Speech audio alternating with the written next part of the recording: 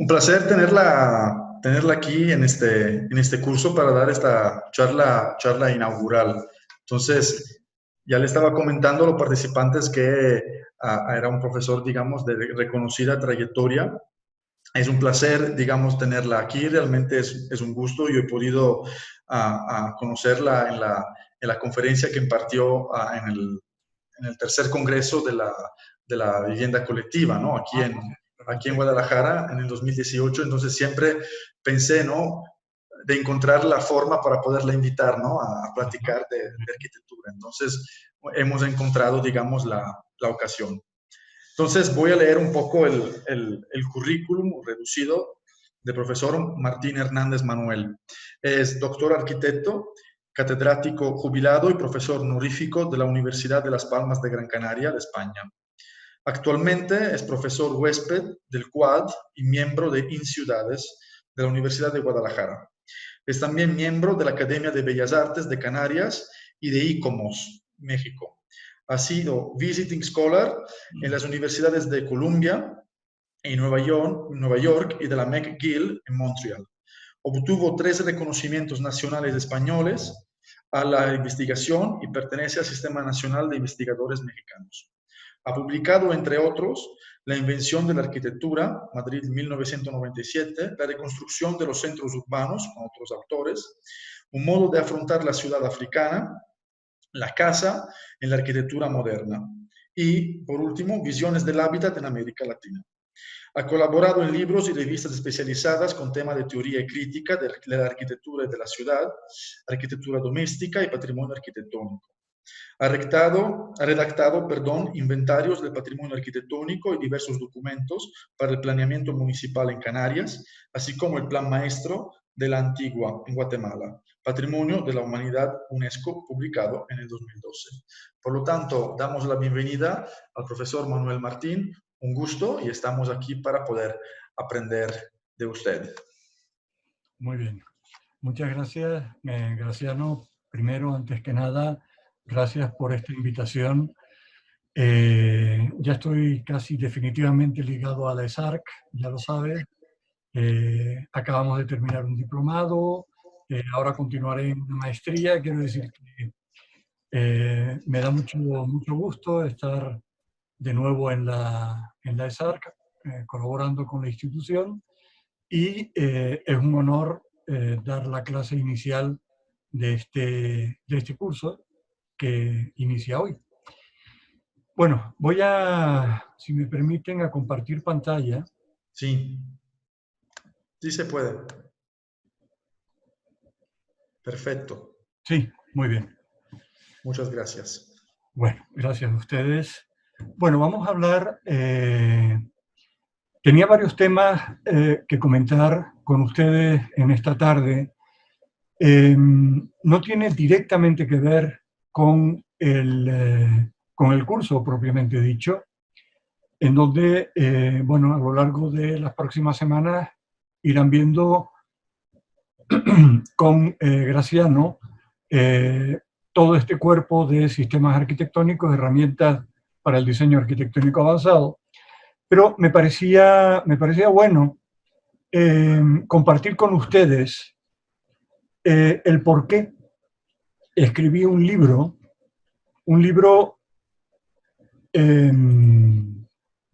que es este, que tienen aquí ante ustedes, La casa en la arquitectura moderna. Es un libro en el que al lado tienen el índice, prácticamente abarco toda esta historia de la casa en la arquitectura moderna, evidentemente occidental, Europa, Estados Unidos, básicamente, muy poquito de América Latina, nada de África y de Asia, pero en este libro me interesaba seleccionar desde el siglo XIX hasta mediados del siglo XX una serie de modelos arquitectónicos, todos en torno a la vivienda, al tema residencial arquitectónico, para intentar llegar a encontrar, si existiera, qué es la casa moderna, llegar a definir la casa moderna. Abajo ven que en este subtítulo aparecen respuestas a la cuestión de la vivienda.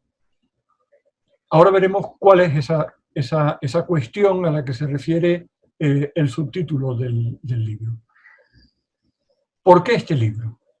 Por varias razones. Primera, Adolf Loos, que es uno de los arquitectos fundamentales en la definición tanto de la arquitectura moderna como de la arquitectura residencial en la modernidad, decía en uno de sus artículos publicado en 1929 que no existe la evolución en las cosas ya resueltas. Es decir, si hay algo que está bien resuelto, ¿para qué perder el tiempo intentando buscar una solución? Mejor, porque ya está, ya existe y está posiblemente en la historia de la arquitectura. Y estas otras citas de Álvaro Siza extraídas de varios textos, las dos primeras de un texto de 1998, el arquitecto trabaja manipulando la memoria.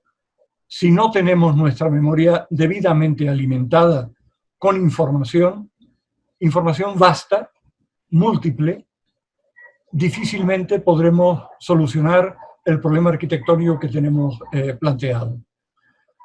Por lo tanto, de algún modo, la historia de la arquitectura, el estudio de los arquitectos, sirve para alimentar esa mente que en un momento determinado, ante un problema arquitectónico concreto, se despierta y ayuda, colabora en el proceso de proyecto, en el proceso de diseño.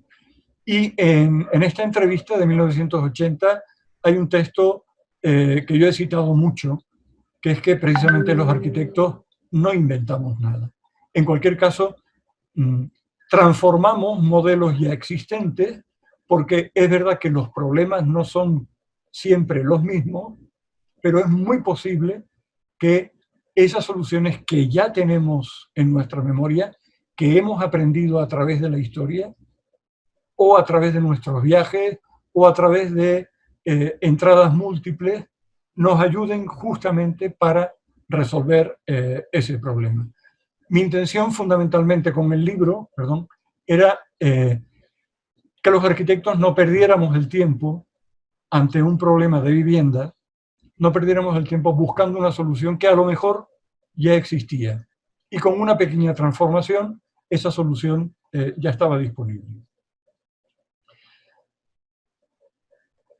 La cuestión de la vivienda a la que me refería en el subtítulo de la portada del libro tiene que ver con esta afirmación de Mies van der Rohe que él hace en el programa de presentación de una exposición que organizó junto con Lili Reich. Ustedes saben quién es Mies van der Rohe, seguramente no saben quién es Lili Reich. Esta es otra historia, que es la historia de las mujeres de la arquitectura moderna.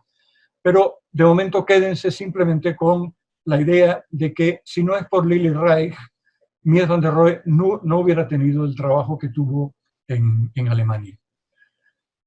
Bueno, en este programa dice Mies van der Rohe que la vivienda de nuestro tiempo no existe. Y fíjense que lo está diciendo en 1931. Ya en ese momento ha hecho el pabellón de Barcelona en 1929. El pabellón de Barcelona es una vivienda moderna por excelencia. Ha hecho la Casa Tugendhat también en esa fecha, 1927-1929, y ha proyectado esta vivienda, que no vamos a ver en detalle, pero que es también esta que están viendo aquí, que es también una de las grandes aportaciones de Mies van der Rohe a la definición de la casa moderna. Por lo tanto, ¿por qué, a pesar de haber hecho esa vivienda de nuestro tiempo, por qué dice Mies van der Rohe que no existe? Bueno, lo dice porque echa de menos una manera de vivir moderna. Y como no existe una manera moderna de vivir, para Mies van der Rohe todavía no existe esa vivienda moderna. Porque es verdad que esto que estamos viendo aquí, que es su propuesta para una vivienda moderna, necesitaría de alguien que habitara esa vivienda. Y ahí es donde Mies van der Rohe encuentra un problema. No hay modernos, dicho entre comillas, que sean capaces de habitar modernamente en una de sus propuestas arquitectónicas. Porque, ¿qué significa moderno? ¿Qué significa moderno? Para poder luego llegar a definir la casa de la modernidad. Nos vamos prácticamente a mediados del siglo XIX.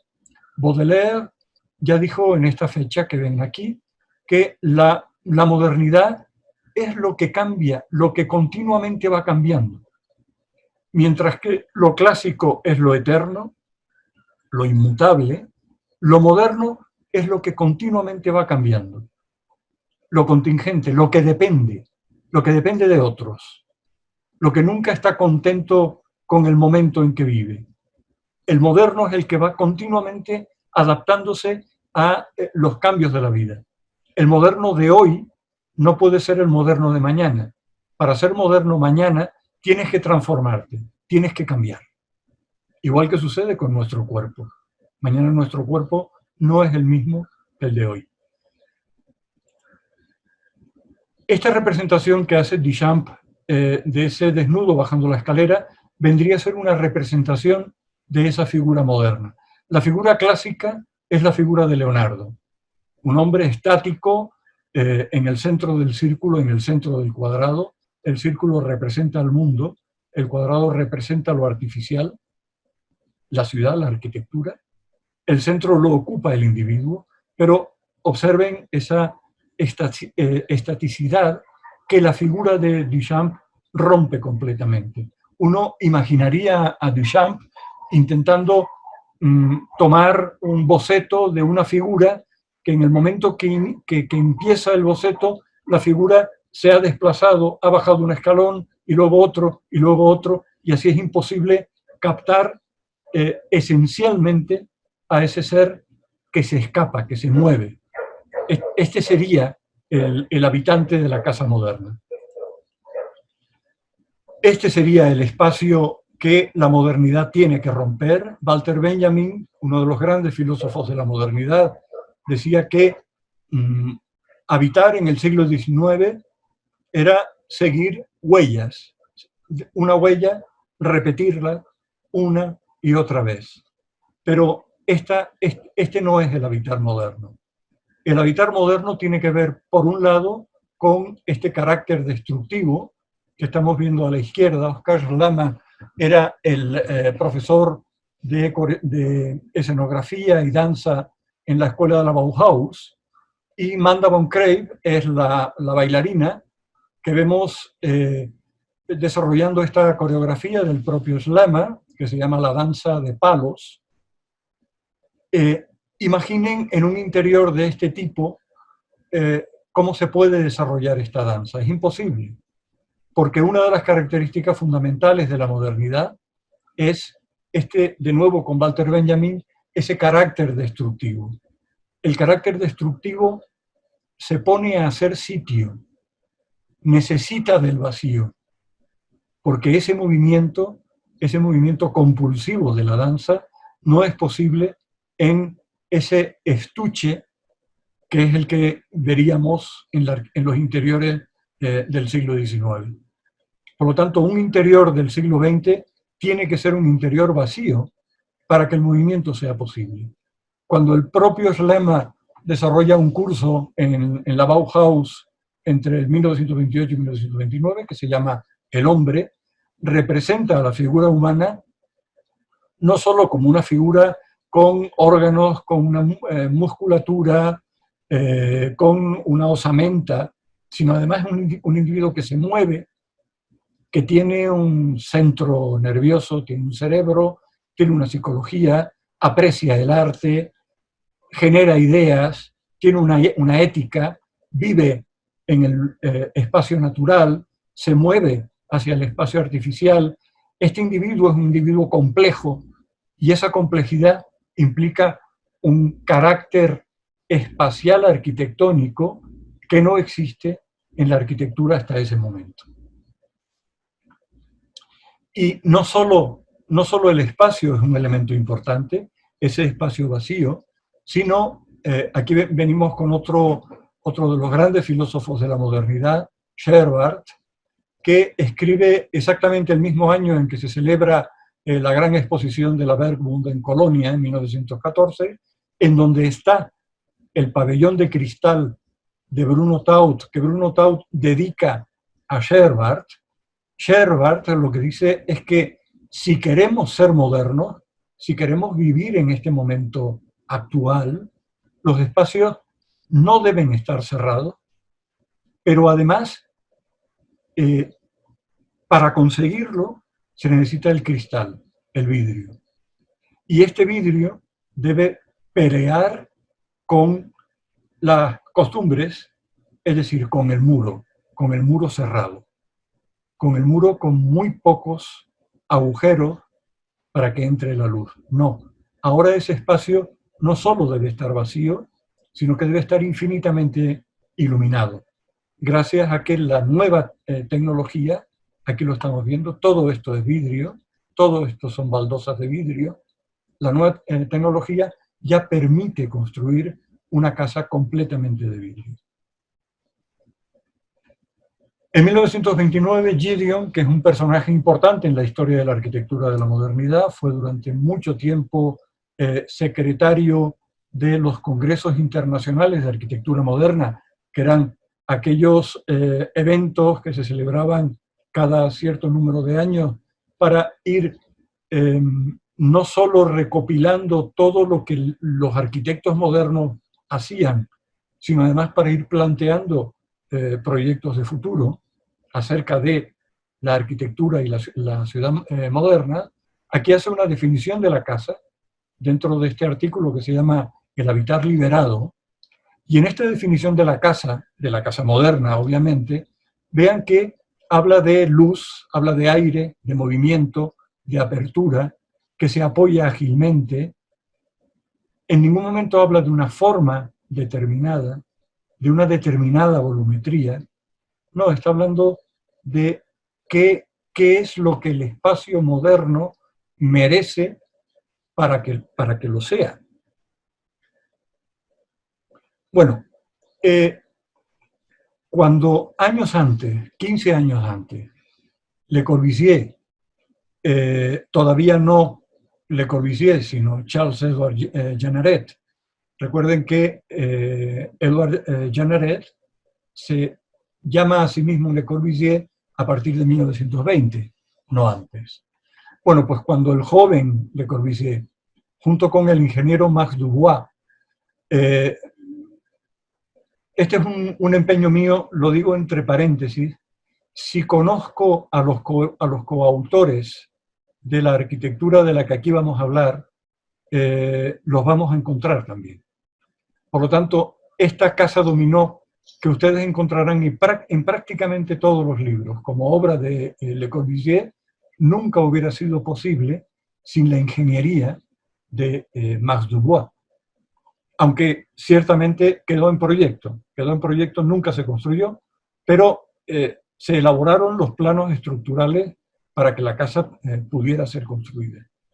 Esta casa, por lo tanto, la casa dominó, se llama dominó porque es la domus, casa en latín, innovación. Este inno viene de innovación en francés. Esta innovación de la casa, vean que son simplemente 3 forjados separados por una serie de pilares, 6, que se apoyan en el suelo, levantan la casa del suelo, no tiene compartimentación interior, no tiene fachada.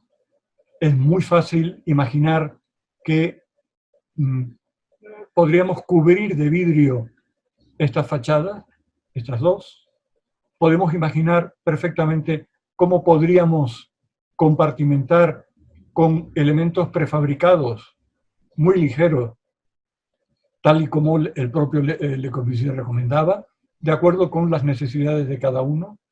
La escalera, que siempre es un elemento que pervierte la regularidad estructural, se saca fuera, se saca al borde, y por lo tanto esto, que nadie hasta ese momento podría haber identificado como una casa, acaba siendo uno de los grandes modelos de la casa libre, el modelo de la planta libre, perdón, de la casa moderna, el modelo de la planta libre.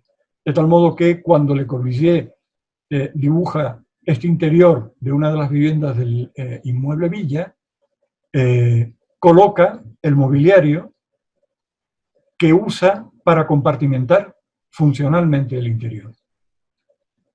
Por lo tanto, es un interior totalmente libre, vacío, en donde el mobiliario, que en este momento además es mobiliario que él recomienda comprar en el mercado, y de hecho este que estamos viendo aquí es una silla de dentista, que sirve muy bien gracias al satélite este donde se colocan los aparatos de tortura del dentista, servirían para apoyar un libro o colocar una copa, etc., ¿no? Por lo tanto, es un reciclaje y además la utilización, por ejemplo, estos son sillones Tonet, esto de aquí es un mueble de oficina, porque resulta que los muebles metálicos de oficina de la patente Roneo a Le Corbusier le vienen muy bien para compartimentar una zona de estar, de una zona de comer, etc. Y al mismo tiempo, un poquito más tarde, él mismo cuenta, el propio Le Corbusier cuenta, que yendo a comer al restaurante en el que él solía ir, de pronto descubre que este es el espacio de la casa moderna. Este espacio en doble altura, en donde el comedor se desarrolla en esta planta baja y en esta planta alta que no ocupa toda la superficie, sino parte de ella, de tal modo que este espacio de doble altura sería un elemento significativo que pone en relación la planta alta con la planta baja. Este sería uno de los elementos característicos también de la casa moderna, que él traslada a las diferentes propuestas, son 3, de la casa Citroën. Aquí estamos viendo la primera. Vuelve a una estructura de muros de carga, no es una estructura de soportes aislados, como en la casa Dominó, y entre estos 2 muros de carga, separados algo poquito menos de 5 metros, desarrolla en planta baja una sala de estar, este es el área de servicio, en planta alta solo ocupa la mitad del rectángulo con una zona de dormitorio y de tocador, baño privado. Esta escalera que comunica con la sala de estar permite acceder a este segundo nivel, y aquí estamos viendo la doble altura aprendida del restaurante, que para Le Corbusier cada vez que pueda, va a colocarla como una característica fundamental también de la casa moderna. El espacio, la espacialidad. Esto es lo que nosotros llamamos dúplex en España. Para ustedes el dúplex es otra cosa, pero nosotros diferenciamos entre el dúplex y la casa de 2 plantas. Justo la diferencia está en la existencia de un espacio que puedan disfrutar tanto el nivel superior como el nivel inferior.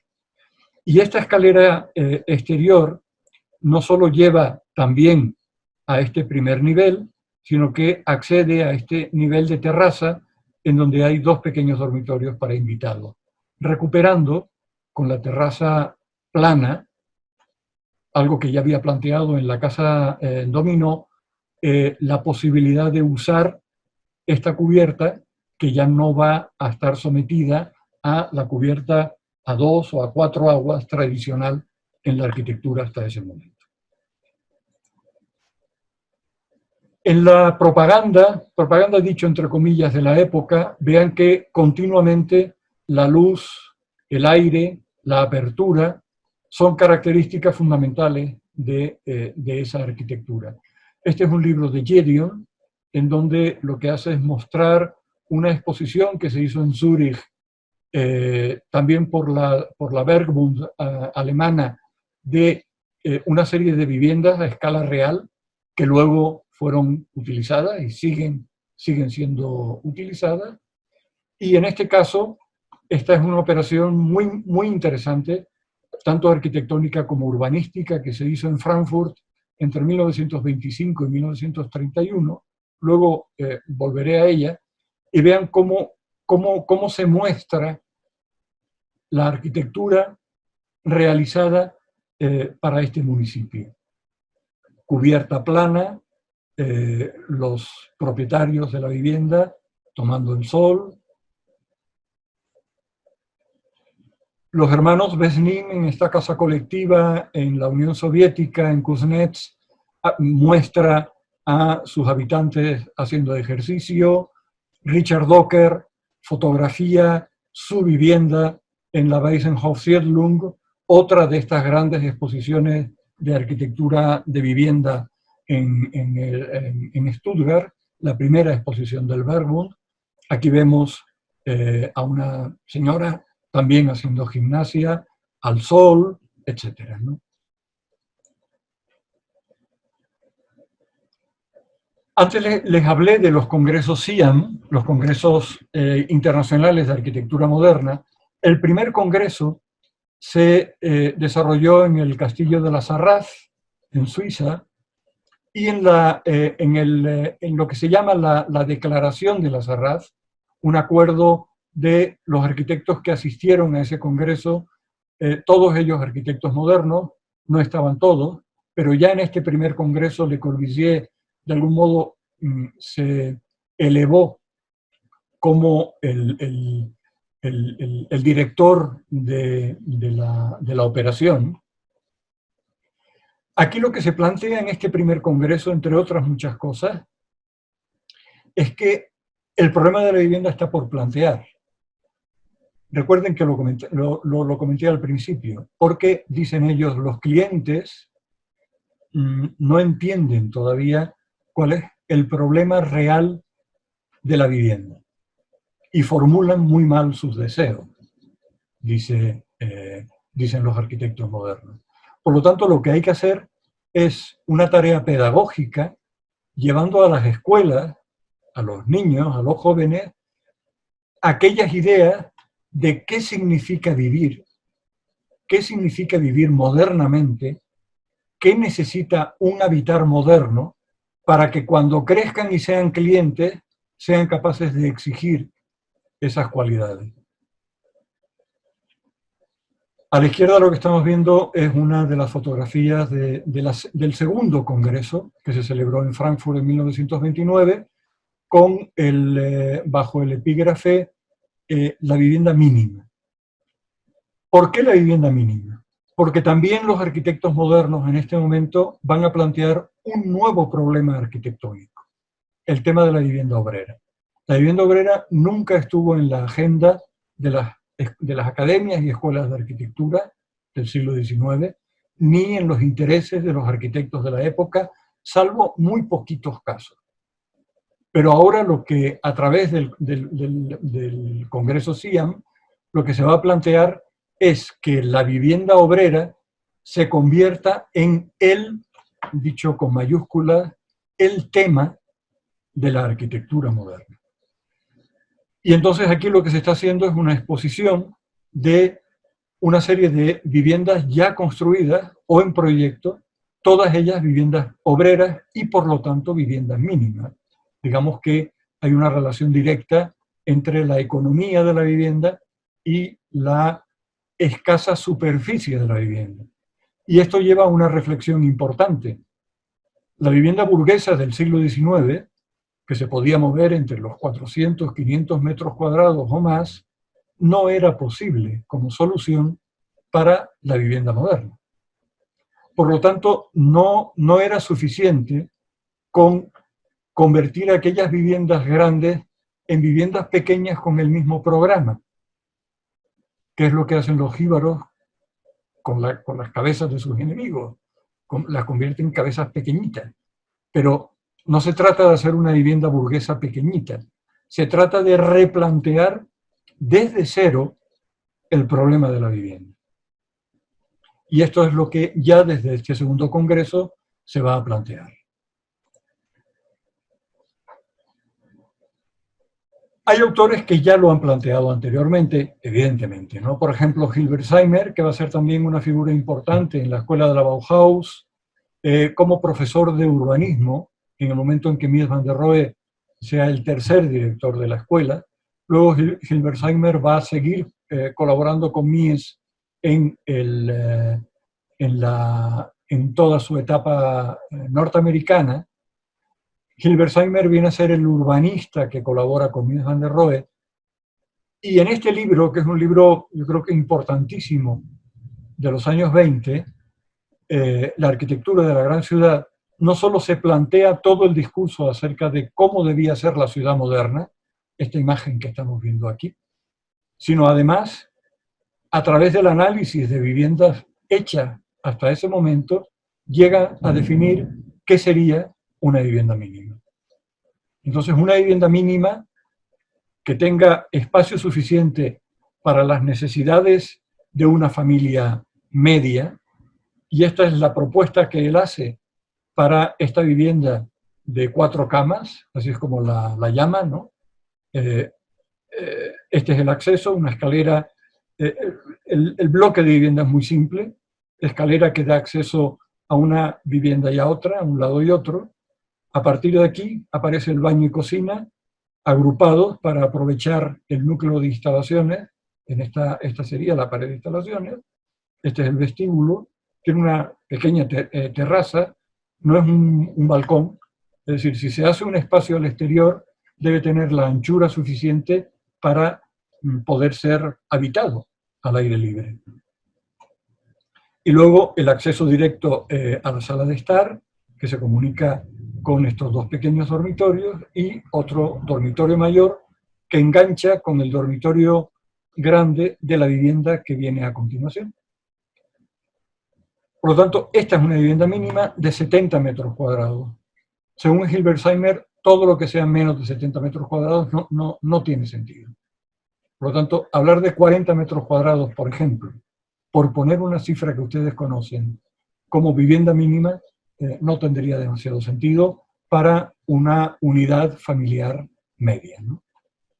Entonces, para poder aprovechar el espacio, hay que empotrar los armarios, suprimir los muebles decorativos, dejar solo el mobiliario necesario, no gastar dinero en revestimientos artesonados, que además se usan para ocultar la mala construcción, como ustedes saben, etcétera, ¿no?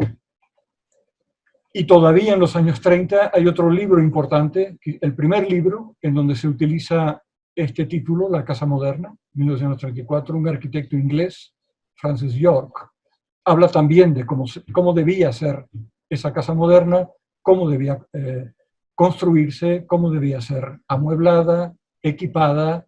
Vean de qué estamos hablando en 1934 al hablar de un equipamiento mínimo, etc. Bueno, vamos a ver entonces cuáles serían algunos de estos tipos fundamentales de la casa moderna. Ya hemos hablado de la planta libre definida desde la casa Dominó por Le Corbusier y Max Dubois. Mies van der Rohe, en la casa Tugendhat, desarrolla una planta libre, no desarrolla el modelo en el nivel superior de la casa. Esta es una casa burguesa de alto standing. Digamos que donde al final va a tener más éxito la casa moderna es en la vivienda burguesa y no tanto en la vivienda social.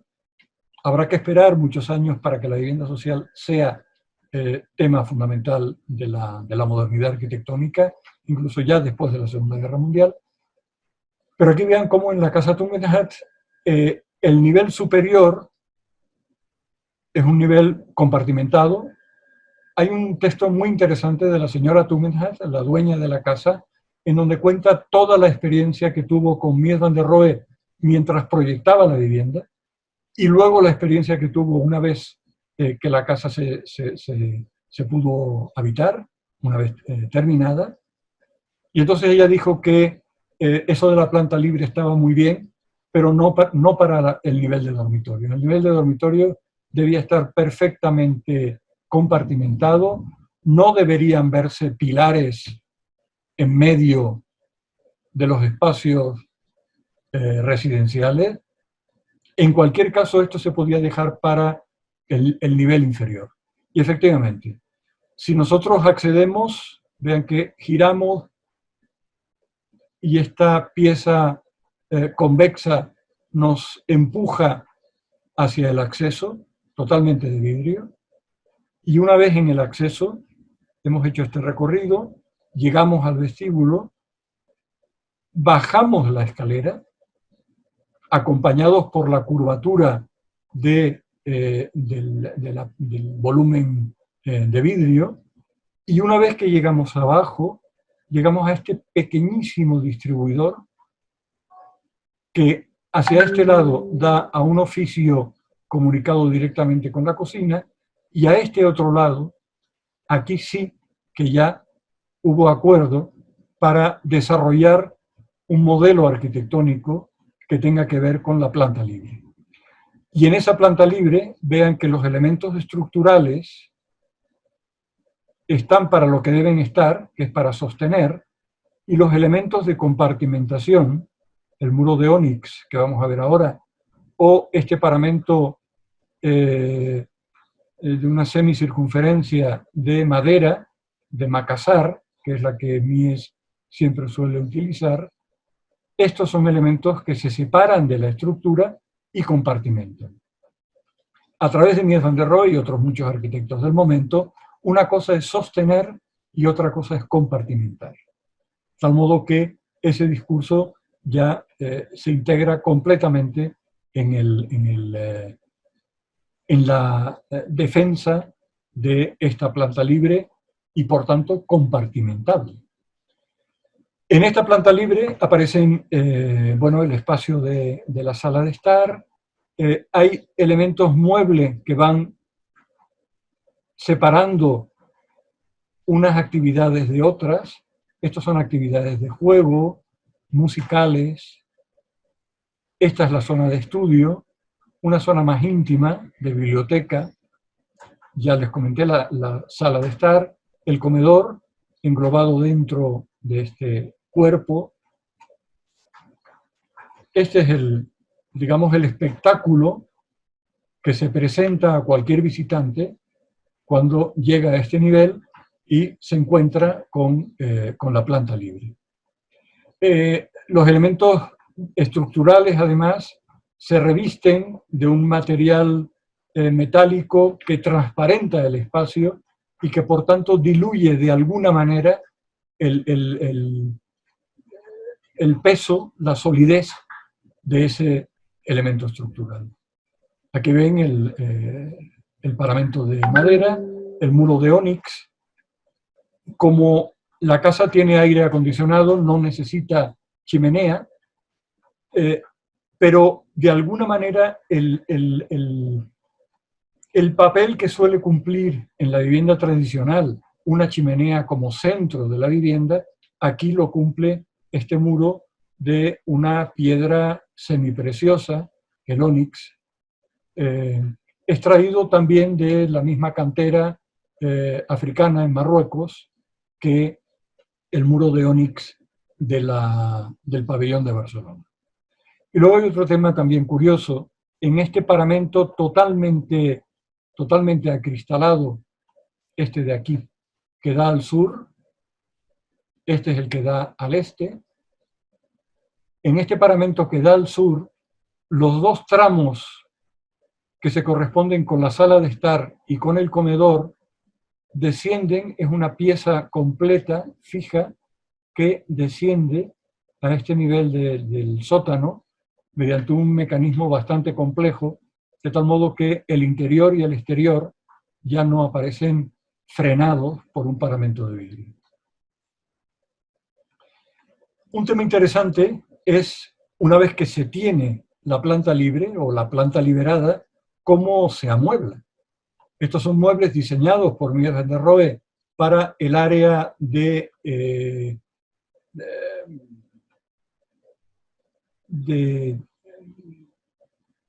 librería, biblioteca, perdón, no me salía el término.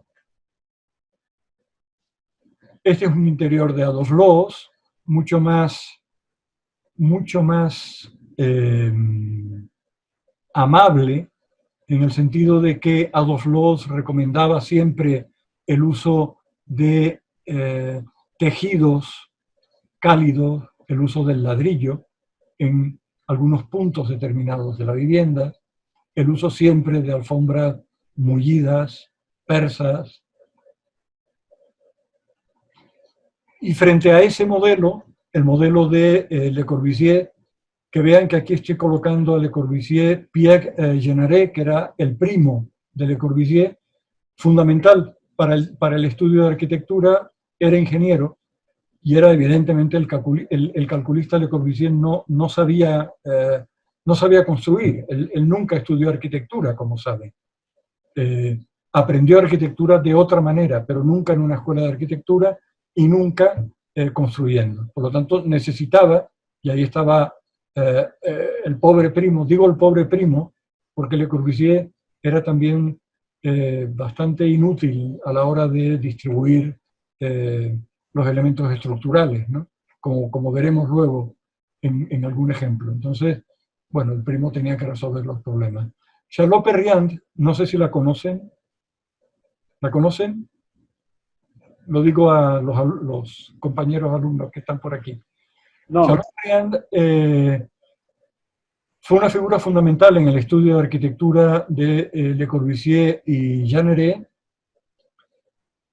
Entró hacia 1925, pidió entrar porque ella admiraba a Le Corbusier. Ella era una diseñadora de interiores, diseñadora industrial, pero Le Corbusier le dijo: mire, lo siento, aquí no bordamos cojines, así que usted no tiene trabajo aquí. En una exposición de interiores que visitó Le Corbusier, se quedó admirado con un interior de un bar que resulta que era autoría de Charlotte Perriand. Entonces inmediatamente la trajo al estudio, entre otras cosas para que diseñara el mobiliario del estudio. Esta tumbona, el sillón confort, esta silla basculante, todo esto es diseño de Charlotte Perriand. Ustedes seguramente hasta ahora pensaban que era de Le Corbusier, pero no. Está firmado por los tres, la patente está firmada por los tres, pero cuando Charlotte Perriand dejó el taller de Le Corbusier, por motivos que habrá que contar en otra charla, ya no se produjeron más muebles. Por lo tanto, solo se produjeron muebles cuando estuvo Charlotte Perriand en el estudio. Este es un interior amueblado por Charlotte Perriand, por lo tanto, en la Villa Church, pero vean cómo en la Villa Stein, ahí los arquitectos no pudieron influir sobre los clientes acerca de el modo de amueblar y con qué tipo de muebles. Por lo tanto, estos muebles que estamos viendo aquí, normandos, sólidos, de madera sólida, no son evidentemente el diseño de los arquitectos, pero son los muebles con los que los habitantes querían amueblar su casa. Siendo, por lo tanto, la Villa Stein uno de los modelos fundamentales de la casa moderna también, esa planta libre está amueblada de otra manera. Vamos a ver un edificio completo de Le Corbusier y Jeanneret. Son dos casas pegadas, la casa Laroche y la casa Jeanneret. Jeanneret era el hermano pianista de Le Corbusier. El edificio, después de una serie de propuestas de proyecto, acaba ocupando el final de una calle que no tiene salida. Aquí vean cómo la primera parte de la vivienda, esta que estoy señalando acá, es la casa Jeanneret, y la que continúa es la casa Laroche. Continuamos hacia el acceso, debemos atravesar este vallado. Vean cómo encontramos una figura, un volumen convexo. La convexidad casi siempre, mirando para ustedes, de algún modo lo que hace es llevar la circulación hasta este punto o hasta este. Si se lleva hasta este, en este caso, digamos que la circulación queda parada, la mirada queda frenada por este balconcillo, mientras que si la llevamos hacia el otro lado, aquí encontramos la puerta de entrada y además una enorme cristalera que en la noche funciona prácticamente como un faro que te lleva hacia este punto, ¿no? Hemos hecho este recorrido, hemos venido por aquí, hemos llegado a este punto, hemos visto que hacia acá no íbamos porque nos frenaba el balconcito, por lo tanto lo que haremos es atravesar la puerta, llegar a este espacio, y este espacio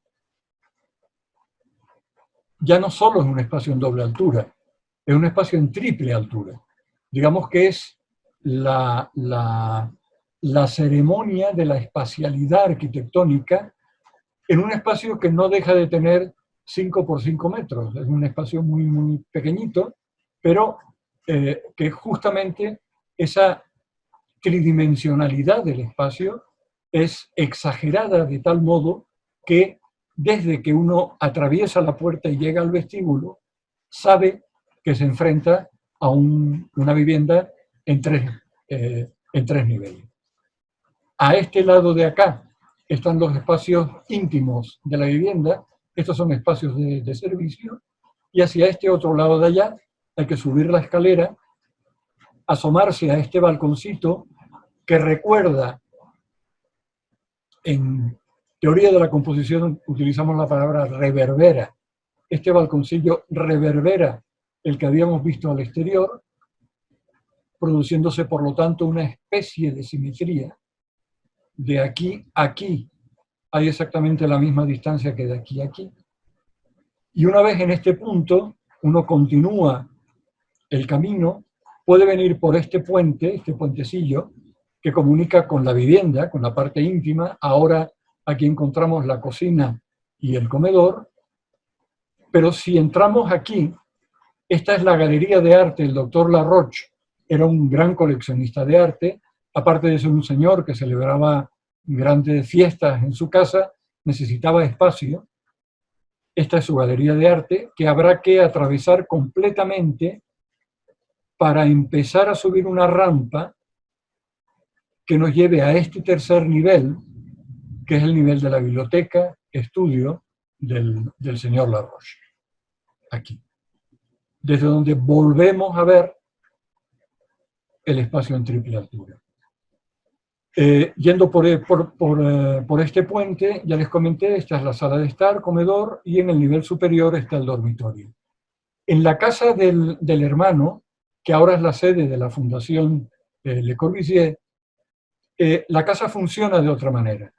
En el nivel inferior vuelven a estar los servicios, en el nivel intermedio están los dormitorios, y en el nivel superior está la cocina, comedor, sala de estar.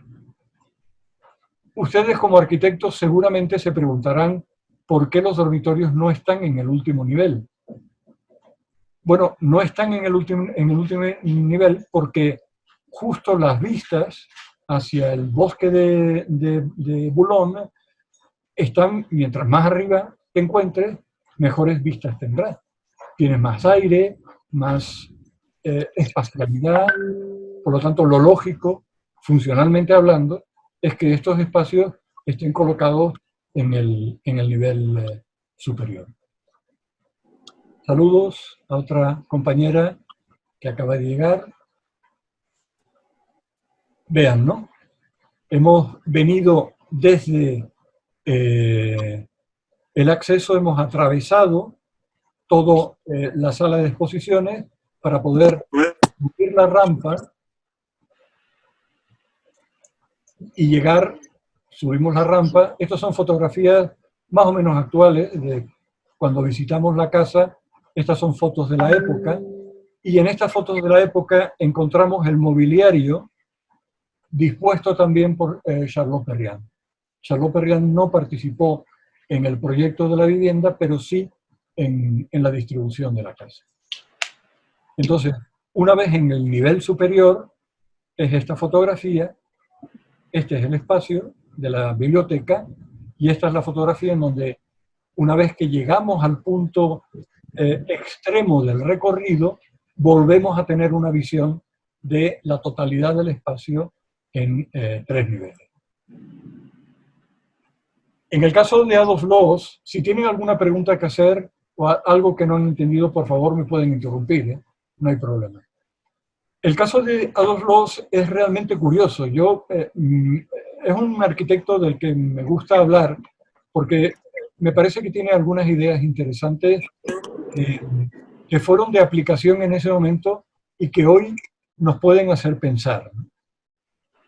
¿Qué es lo que va a plantear Adolf Loos acerca de la vivienda?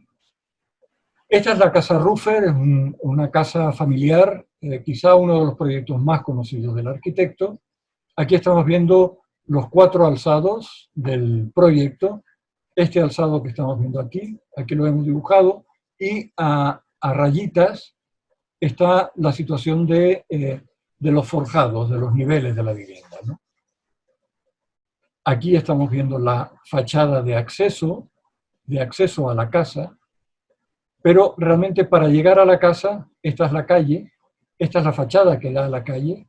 Para llegar a la casa tendremos que recorrer toda la fachada lateral para poder llegar a la puerta de acceso. Aquí estamos viendo la maqueta del edificio. La maqueta es necesaria porque para hablar de la cualidad fundamental espacial, que ahora vamos a comentar, de la casa proyectada por Adolf Loos, es necesario entenderla en una maqueta. No se puede entender con la documentación gráfica en planta que tradicionalmente usamos en las representaciones bidimensionales arquitectónicas, incluso en aquella época, ¿no? ¿Por qué ninguno de estos alzados es una fachada? Es decir, ¿por qué ninguno de estos alzados vemos orden, vemos composición, todas las ventanas son de diferente tamaño? ¿Qué está pasando aquí?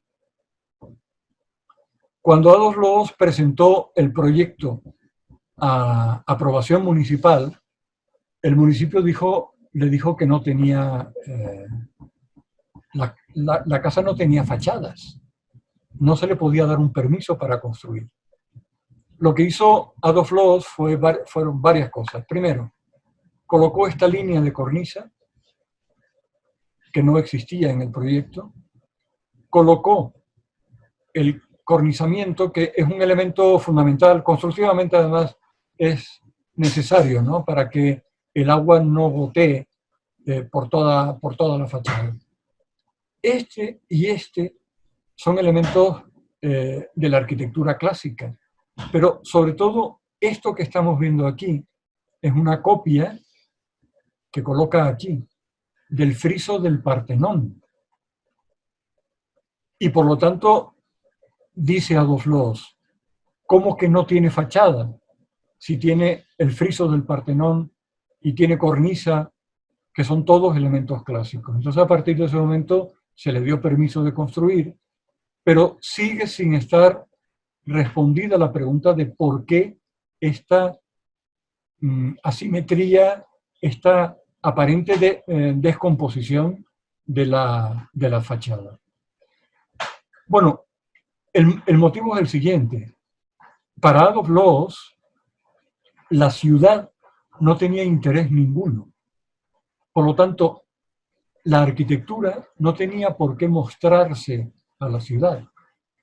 Y en cualquier caso, los huecos que abren en la fachada están ahí porque interesan al interior. Y al interior le puede interesar en un momento determinado una ventana mayor o una ventana más pequeña, una ventana horizontal, una ventana de traza vertical. Por lo tanto, todo esto que está aquí tendrá que ver con la distribución interior. En ningún caso por la fachada a una ciudad que, insisto, a Adolf Loos no le interesaba. Por lo tanto, hemos venido desde la calle, aquí estaba la calle, hemos recorrido la mitad de esta fachada lateral, giramos 90 grados entramos en este espacio de distribución. A este lado está la cocina, a esta está el vestíbulo. Bajando 2 escalones nos encontramos con un pequeñito aseo y un lavamanos. Y empezamos a subir la escalera, giramos 90 grados, seguimos subiendo, ya estamos aquí. Ocupamos el lugar de este señor que encontramos aquí. Tenemos que girar 90 grados porque este elemento nos impide continuar de frente. Y una vez que giramos 90 grados, ya sí podemos acceder a la sala, él lo llama la sala de música, la gran sala de estar, que tiene una gran ventana, otra gran ventana por acá, porque a este espacio, digamos que le son necesarios unas grandes entradas de luz. Él decía que las ventanas no estaban para mirar al exterior, estaban para hacer entrar la luz. Estamos aquí, tenemos que subir unos escalones para llegar al comedor. El comedor estaba relacionado directamente con la cocina por un montaplatos que no está aquí dibujado. Seguimos subiendo estas escaleras, giramos de nuevo para llegar a la planta de dormitorio y en el nivel superior, subiendo por esta escalera zanca, llegamos a la planta de servicios, del personal de servicios, en donde una cuarta parte se libera para esta terraza. Ahora entendemos el porqué de estas ventanas y también entendemos el porqué de esta maqueta agujereada. Esto era necesario para poder explicar al cliente cómo era el interior. El interior se llama, lo llamaba un colaborador de Adolf Loos, el Raumplan, el plan espacial. Un plan espacial que no se podía representar en planta. Mirando estos planos, no podemos entender realmente qué es lo que sucede aquí. Aquí hay un espacio de mayor superficie y por lo tanto mayor altura. Este tiene menor superficie, tiene menor altura y además aquí se suele estar sentado. No necesitas tener tanta altura. Y esto es lo que configura ese Raumplan. Un plan espacial al que habrás llegado después de hacer un recorrido y una serie de giros a 90 grados hasta llegar a el nivel principal de esta vivienda. Vean, por lo tanto, que la concepción del espacio se convierte en un elemento fundamental de la casa. Y por último, otro de los tipos es lo que llamamos la vivienda binuclear. La vivienda binuclear es una vivienda que se puede presentar en un solo nivel o en 2 niveles, o como en este caso, una solución híbrida entre un solo nivel y las 2 alturas, en donde a partir del acceso hay un elemento de vestíbulo que divide radicalmente a la vivienda en 2 mitades. Por un lado, Marcel Breuer ha colocado la escalera, la cocina, comedor, sala de estar, sala de música, un espacio sin elementos de compartimentación.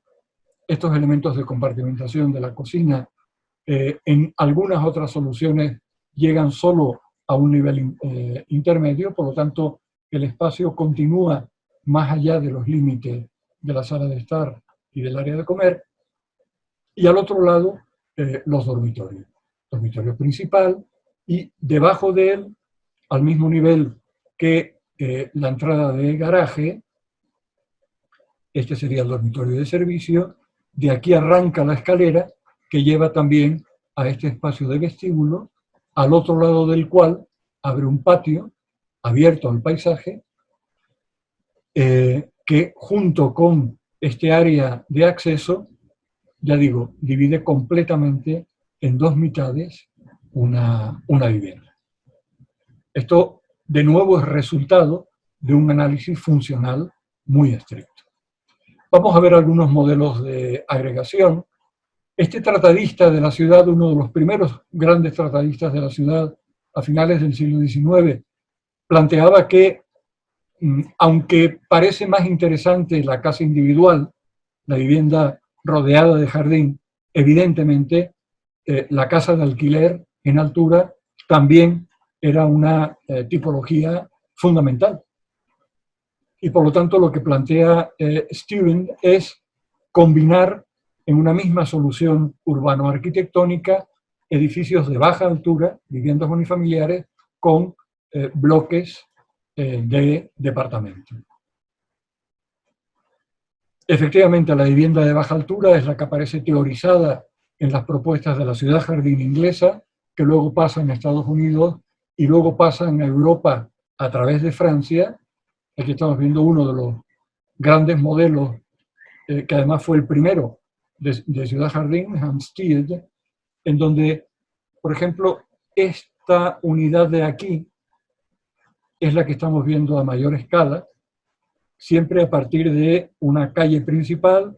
Hay calles en fondo de saco, en cul-de-sac, al que diferentes modelos de vivienda, porque entre Unwin y Parker dedicaban mucho tiempo a dar individualidad a cada una de estas viviendas, por lo tanto, no es la repetición de un modelo hasta el infinito, como en nuestras distribuciones actuales, sino que es un concienzudo trabajo de dotar de individualidad a una propuesta arquitectónica urbana que es global. Y junto a el modelo de ciudad jardín, el modelo de bloque, este es uno de los primeros también de Theodore Fisher, en donde las viviendas, las unidades de vivienda, a partir de una escalera común, que dan a una vivienda y otra, se van engarzando, simplemente girando. Esta es la orientación este-oeste, y simplemente girando 180 grados el módulo, pues se consigue una unidad de bloque, siendo el bloque, por lo tanto, otro de los elementos fundamentales de la arquitectura de esta época. Y este es un modelo en donde mezcla varios tipos de vivienda, desde la vivienda en una sola planta, que se desarrolla en este nivel y en este, a una vivienda en dos plantas, que se desarrolla a partir de esta calle. Esta calle elevada es importante porque permite dotar de cualidad urbana a los niveles superiores de un bloque. Por lo tanto, esta fotografía de la época es bien significativa porque indica que en este nivel de elevado, de calle elevada, todavía es posible desarrollar vida de calle, vida urbana de calle, como si estuvieras en un nivel inferior. A la planta inferior se accede directamente desde el nivel de la plaza. Los accesos a la vivienda se desarrollan desde las plazas interiores. Desde aquí se accede a la vivienda de planta baja, bastante límite, pero consigue tener sus 3 dormitorios, sala de estar, comedor, cocina. A la vivienda de planta alta se llega a través de este vestíbulo independiente, de donde arranca la escalera que lleva directamente a otra vivienda completa que ocupa este nivel. Y para poder llegar a esta calle elevada, a lo largo de toda la manzana, hay una serie de elementos de comunicación vertical que son los que permiten acceder a esta calle que recorre toda la manzana y desde donde es posible entrar a sala de estar, comedor, y por esta escalera interior llegar a la planta de dormitorio. Por lo tanto, es una solución bastante simple, pero que consigue combinar, y esto da un atractivo añadido a la propuesta arquitectónica frente a la simpleza del bloque que estamos viendo aquí, consigue con esa hibridación tipológica dar categoría a este bloque, en donde además hay una serie de elementos de uso común que, dado que se trata de vivienda obrera, la cocina, el comedor, son espacios colectivos, lavadero, secaderos de ropa, etc. Bueno, vamos a ir un poquito más a prisa. Aquí estamos viendo cómo en la misma solución arquitectónica se combina la vivienda en dos plantas con el bloque, con diferentes soluciones de bloque. Este fue un proyecto de concurso ganado por Walter Gropius,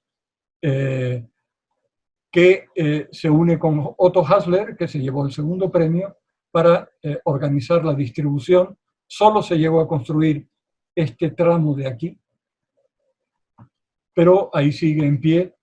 Hay que decir que prácticamente toda la arquitectura que se conserva de esta época está restaurada y en parte es patrimonio de la humanidad también. Aquí vean, por ejemplo, en este edificio de corredor pérgola, cómo las viviendas son absolutamente mínimas, son departamentos minúsculos que se entienden para una pareja sin hijos, bueno, y por lo tanto aquí tenían su acomodo. Recuerden que estamos hablando de una sociedad que en este momento no había tenido derecho a una vivienda propia.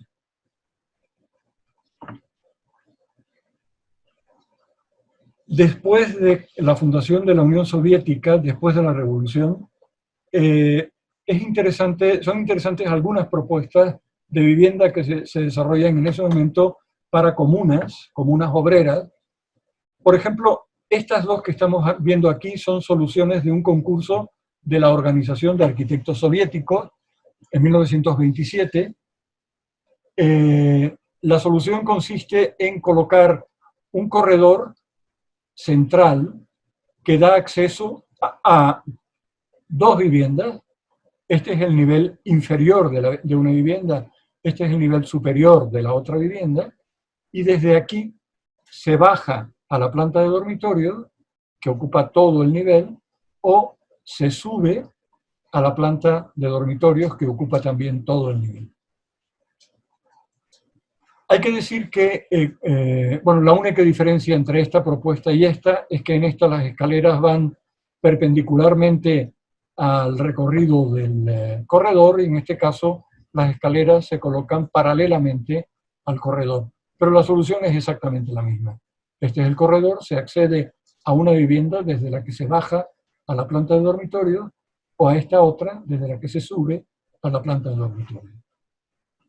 Yo creo que pueden reconocer perfectamente, si ahora nos vamos a Le Corbusier, pueden reconocer perfectamente esta solución arquitectónica.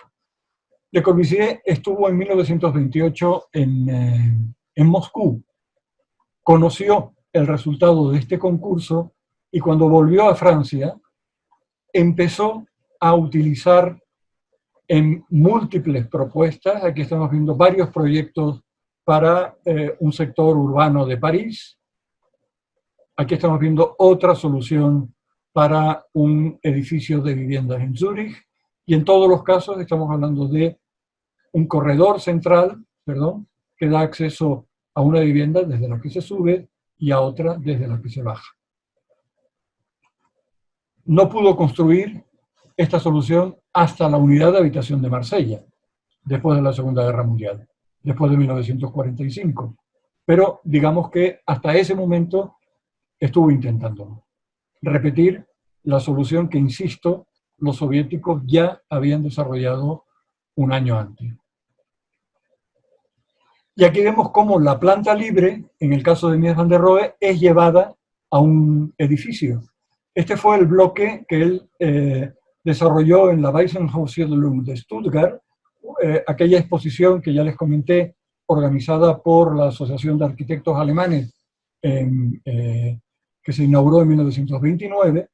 Y en este caso lo que propone Mies van der Rohe, gracias a la estructura constructiva con pilares metálicos, es liberar completamente la superficie de la vivienda, en donde solo están los elementos de soporte, para compartimentar la vivienda que uno quiera. al no colocar las escaleras en el eje central del módulo, sino desplazarla ligeramente, va a tener viviendas de menor superficie y viviendas de mayor superficie. Y a diferencia de lo que pueda parecer, que es que una planta libre le quita trabajo a un arquitecto, es todo lo contrario. Una planta libre da mucho trabajo al arquitecto que va a tener que solucionar junto con el habitante, esa era la propuesta de Mies van der Rohe, junto con los habitantes, infinidad de soluciones de vivienda. Y aquí ven algunas que se conservan en la Fundación Mies van der Rohe, que está en el Museo de Arte Moderno de Nueva York. Le Corbusier no defendía la ciudad jardín, él defendía la concentración urbana porque era mucho más económica, liberaba de la esclavitud doméstica, dice, y por lo tanto el confort, el tiempo ganado, la libertad, digamos que Le Corbusier se mete de lleno en 1930 en algo que hoy continúa siendo un debate. ¿Cuál es la ciudad? ¿Cuál es la mejor solución para la ciudad COVID? ¿La ciudad dispersa o la ciudad compacta? Le Corbusier aquí está diciendo la ciudad compacta. Este es el caso de Frankfurt. El caso de Frankfurt es interesante porque es uno de los pocos en donde, controlado políticamente por un gobierno socialista, se consiguió, utilizando el suelo público, construir casi 30.000 viviendas obreras. Frankfurt es una de las grandes ciudades obreras de esta época, de los años 20-30, por la enorme cantidad de fábricas que ahí tenía en ese momento.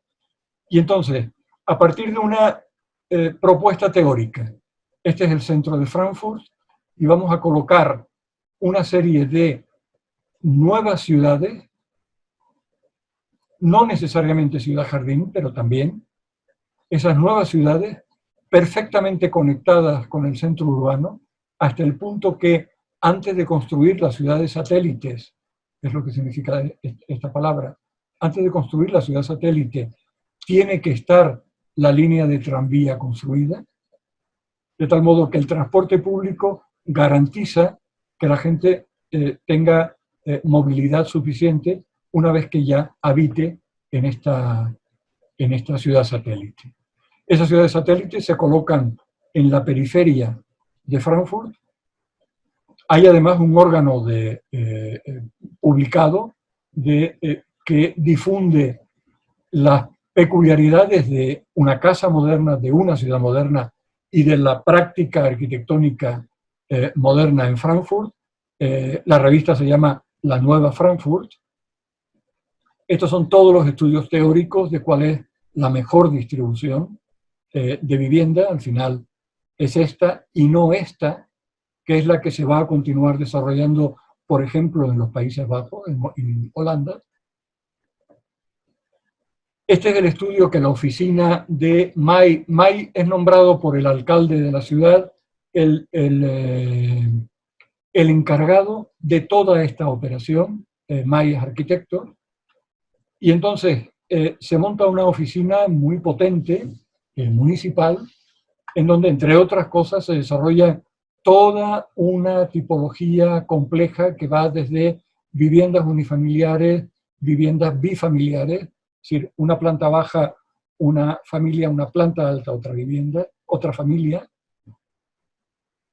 viviendas multifamiliares, soluciones en bloque, es decir, hay toda una enorme casuística. Yo he elegido nada más que uno de estos barrios, de Sachsenhausen, que combina la vivienda unifamiliar con jardín y huerta, con el bloque de galería en altura, son estos que estamos viendo aquí. Por aquí pasa el tranvía, que lleva a otra de las grandes unidades residenciales proyectadas por la oficina de Frankfurt en ese momento.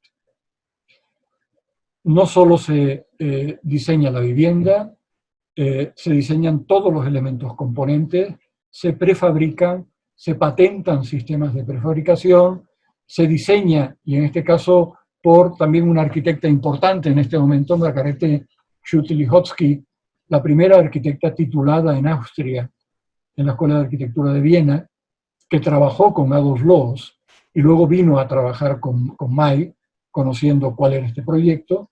Ella soluciona la cocina tipo, de la que salen 27 soluciones diferentes, 27 modelos diferentes. Este es uno de ellos, que está, por cierto, reconstruido en la Galería de Arte de Viena. Elementos de baño. Es que, insisto, hasta este momento, la sociedad obrera no tenía derecho a estos elementos que para nosotros son habituales en una vivienda. Pero para una vivienda mínima, la cocina debía ser estudiada perfectamente, de tal modo que no hubiera un centímetro que sobrara.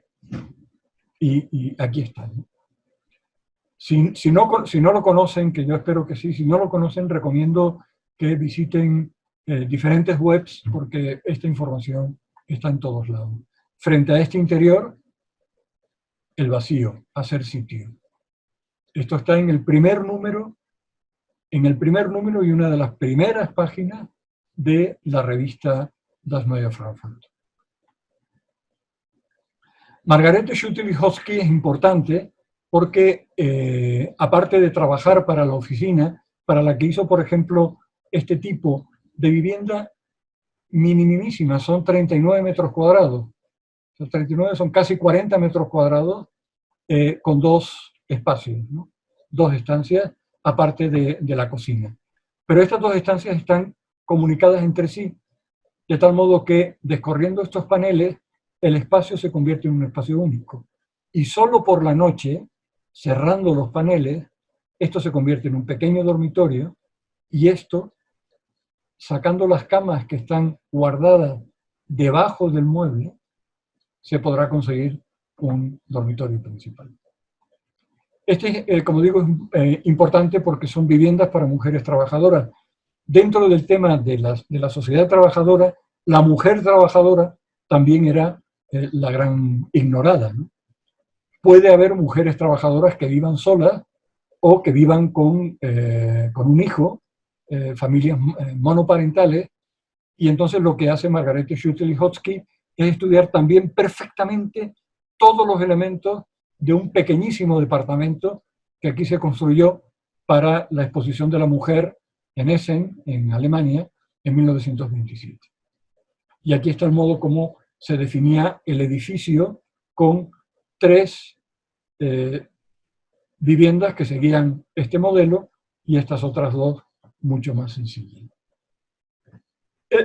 El tema de la mujer trabajadora sí que se convierte en uno de los temas fundamentales de la arquitectura de vivienda, y aquí estamos viendo una de las propuestas de la época en Suiza, en Basilea, de 2 de los grandes arquitectos modernos de ese momento, en donde, bueno, un edificio de departamentos también absolutamente mínimos. Estos son los diferentes departamentos. Solo los que están al final de la galería tienen un pequeñito dormitorio más, para un hijo mayor, seguramente, y aquí vemos la sala de estar, dormitorio y un espacio para lo que en un momento puede ser una cuna, y luego, cuando el hijo crece, pues vendría a dormir aquí. Estos son chimeneas de luz para iluminar tanto el baño como este pequeñísimo oficio, porque en planta baja hay una cocina colectiva, comedores y guardería, evidentemente. Digamos que es igual que lo que empieza a suceder en este momento, que aparecen edificios para personas de la tercera edad. También en este momento hay el tema de la vivienda se subdivide de acuerdo con las diferentes necesidades que la sociedad de ese momento puede tener, ¿no? Entonces, ¿cómo responder a aquella pregunta de cómo es una casa moderna? Bueno, Rietveld y la señora Schroeder, para la propia casa de la señora, lo hacen perfectamente en la planta alta de de su propuesta arquitectónica en Utrecht, por medio de la flexibilidad.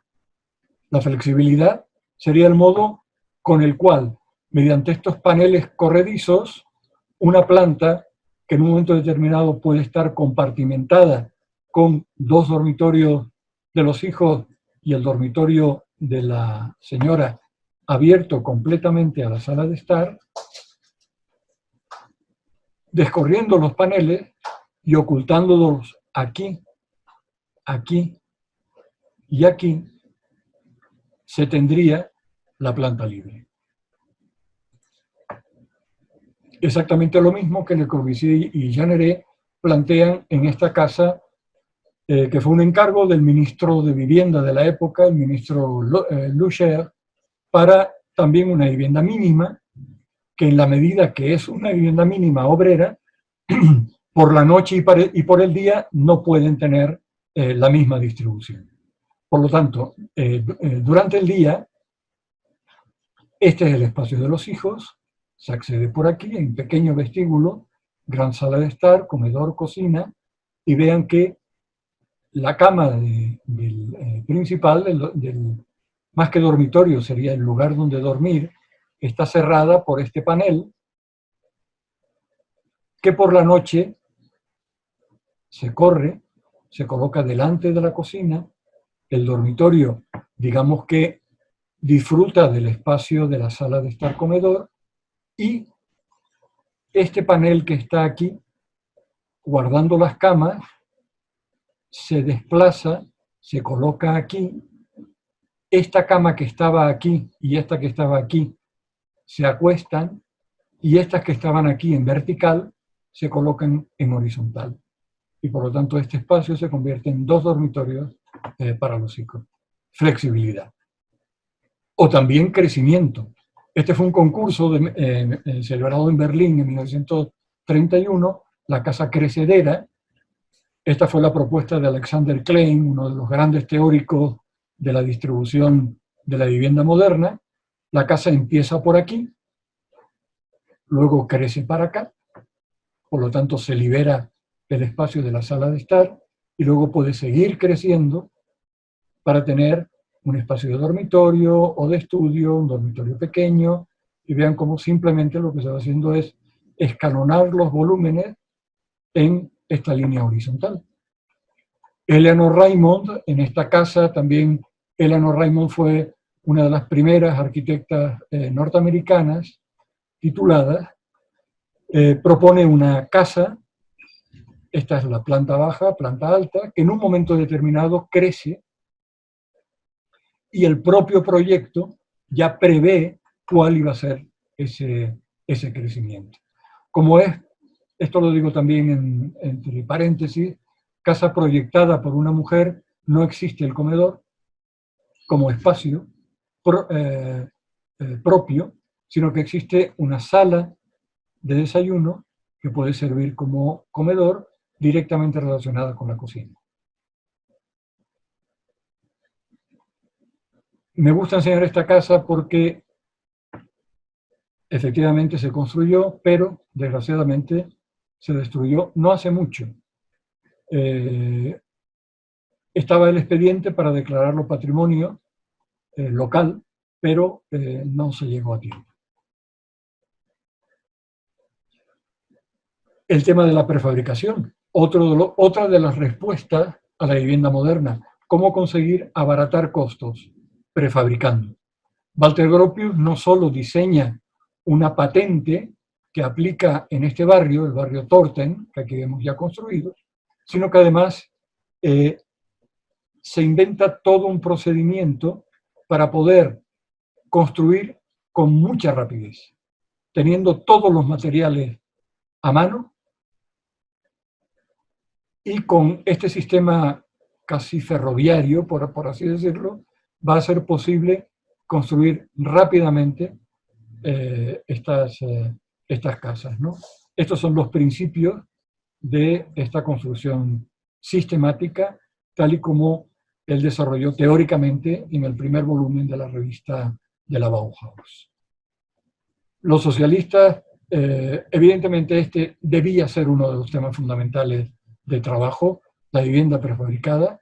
En este caso son cabinas residenciales prefabricadas totalmente, que se traen por un transporte pesado y se montan en el lugar. Esta, en donde lo que hizo fue Freiberger, un arquitecto danés, lo que hizo fue, a partir de poquísimos elementos prefabricados, poder tener elementos de forjado, elementos de pared, elementos de compartimentación interior, elementos aventanados, con puerta, etc.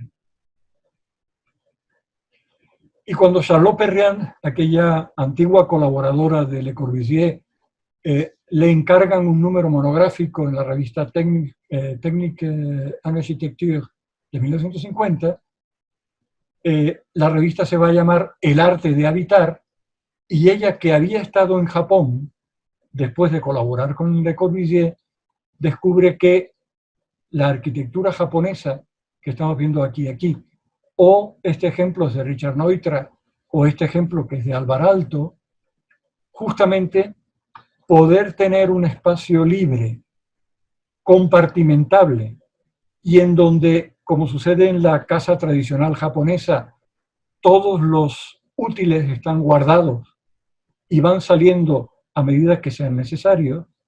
Eso es la esencia de lo que ella llamaba el arte de habitar, que es lo que encontramos en esta propuesta de Mies van der Rohe, de nuevo la planta libre en Lakeshore Drive, y esta fotografía fantástica de Frank Scherchel, en donde vemos cómo cada interior es distinto en una propuesta arquitectónica unitaria, como lo son todas las de Mies van der Rohe. La casa moderna es la casa que se expone en el Museo de Arte Moderno de Nueva York en 1932, que es de donde sus comisarios, Hitchcock y Johnson, van a sacar un libro que se llama El estilo internacional, pero en el estilo internacional lo que se hace es recoger lo que ya Alfred Barr, que era el encargado de la parte arquitectónica del Museo de Arte Moderno de Nueva York, ya había llamado estilo internacional. Entonces, eliminación del ornamento, el uso de materiales modernos, desaparición de todas las categorías compositivas clásicas, pensar en términos de volumen. Esto eran las características de ese estilo internacional y, por tanto, de la arquitectura moderna. Una arquitectura moderna que luego se ha llamado movimiento moderno. Yo nunca he utilizado, si se han dado cuenta, el término o el concepto movimiento moderno. Es que el movimiento moderno nunca existió. No existió ese movimiento. Existió o la arquitectura moderna o, en todo caso, el estilo internacional. Pero el estilo internacional no abarca toda la arquitectura moderna. Solo la arquitectura moderna que se mostró en esta exposición. Problema. Catherine Bauer, que colaboró en esta exposición, pero no se le dio crédito, era una de las, al final, ella como arquitecta fue una de las figuras fundamentales de la arquitectura de la vivienda en Estados Unidos, fue la redactora de la Gran Ley de Vivienda de 1938. ¿Y qué es lo que dice Catherine Bauer? Y esto lo decía ya en los años 30, aunque el texto se publicó mucho más tarde. La racionalidad se abandonó, es decir, la arquitectura moderna se abandonó, porque eso exigía que los arquitectos trabajaran en equipo. Pero los arquitectos no saben trabajar en equipo, dice ella. Y luego está Eileen Gray, otra de las grandes arquitectas de la modernidad, en donde dice que el fracaso de la arquitectura moderna fue que a los arquitectos modernos solo les interesó el exterior. E interesándoles el exterior, todo estaba dominado por la razón, tal como dijo luego en los años 40. Pero no había sensualidad. Recuperar la sensualidad es lo que Joseph Hadnat, en 1945, Hadnat en ese momento era director de la Escuela de Arquitectura de Harvard, de la Universidad de Harvard, llamó la casa postmoderna. Es la primera vez que aparece el concepto de postmoderno aplicado a la arquitectura. La casa postmoderna es la casa moderna, pero en donde esos elementos característicos de la casa moderna no fueran tanto elementos tecnológicos cuanto elementos de un arte. Recuperar la sensualidad vendría a ser el camino por el que la casa moderna se convertiría en una casa postmoderna. Pero esto ya lo había dicho Le Corbusier. Le Corbusier dijo en Hacia una arquitectura en 1924, la casa es una máquina de habitar. Y todos nos quedamos con esto. Y criticamos a Le Corbusier porque dijo que la casa es una máquina de habitar. Ese mismo año, en una conferencia, El espíritu nuevo en arquitectura dijo, la casa tiene dos finalidades. Es primeramente una máquina de habitar, pero también es el lugar útil a la meditación y el lugar donde la belleza existe. Todo lo que tiene que ver con esto, primero, es cuestión del ingeniero. Todo lo que tiene que ver con la belleza es cuestión del arquitecto. Es decir, esa sensibilidad que echábamos en falta ya la proponía Le Corbusier para alimentar su máquina de habitar. ¿Dónde está la arquitectura? Dijo un poquito más tarde, más allá de la máquina. Es lo que encontramos, y aquí vamos a terminar ya, en la casa Eames. La casa que Charles y Ray Eames construyen inmediatamente después de la Segunda Guerra Mundial, vendría a ser una casa postmoderna, porque es una casa tecnológicamente resuelta. Todos los elementos que estamos viendo aquí, los elementos constructivos y los elementos tecnológicos, son de la última tecnología constructiva, pero luego, si atendemos el interior es un interior habitado. Es un interior en donde las obras de arte, los recuerdos, estos elementos diseñados por los propios Eames, estos elementos más íntimos, con una cubierta más bajita que esta, que tiene la doble altura, aquí está el dormitorio. Es decir, de algún modo, todos aquellos elementos de la modernidad han venido a unirse a la sensibilidad para definir una casa moderna. Pero para que esto se defina, necesitas el espacio. Y ese espacio es el que estaba en otra de las grandes tipologías de la arquitectura moderna, que ya cité antes, que es el loft. Es la casa dominó. La casa dominó de Le Corbusier y Max Dubois es el loft que encontramos en estos edificios de entre 1880 y 1890 que iban a ser demolidos en el Soho de Nueva York, que una serie de intelectuales, artistas, etcétera, consiguieron recuperar, consiguieron que no se demolieran. Aquí es donde ellos trabajaban, vivían, y eran una planta libre, no había nada, porque eran edificios industriales. Y precisamente porque eran plantas libres, Elizabeth Dunn puede ensayar una coreografía, Robert Rauschenberg ensaya sus grandes formatos, y si hace falta reunir a 100 personas, las reúne, porque todo el mundo cabe en ese loft. De algún modo, la definición de la casa moderna, aquella pregunta acerca de cuál era la casa moderna, vendría a ser el espacio libre, el espacio disponible para ser habitado con sensibilidad. Nada más.